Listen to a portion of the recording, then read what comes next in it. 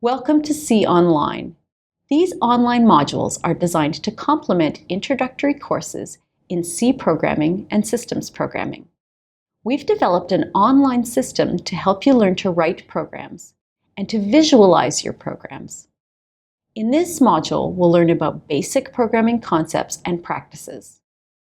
We keep talking about programs and programming. If you've ever used a computer, you've used a program. But what are they exactly? Programs are sequences of instructions to a computer. That's it.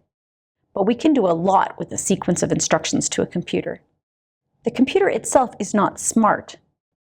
Put simply, it's a machine that lets us move pieces of information around and make simple calculations with arithmetic and Boolean logic. The power of computers lies in the way we write programs, the way we tell the CPU what to compute. Programming languages such as C are designed to make these instructions faster and more intuitive for us to write. This is a very simple, complete C program. There's a lot happening behind the scenes because another program, called a compiler, converts our C code into a much more detailed set of machine instructions that the computer can understand. Most programs interact with the user in some way. They might ask the user for input, or present the user with output, or both. This example shows us how to output information to the screen. Let's break it down into its instructions. This is called the main function.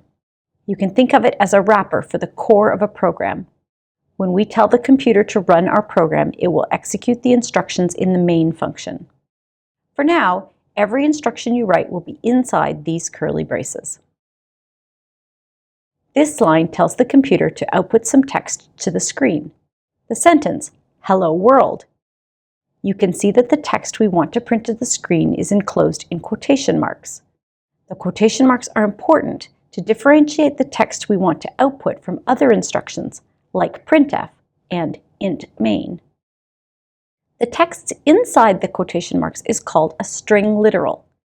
It's a string of text characters which we put directly into our code. Finally, a semicolon signifies the end of this instruction. Before the closing curly brace, we use a return statement, which tells the computer to finish executing the main function. Any statements after the return statement would not be executed by the computer.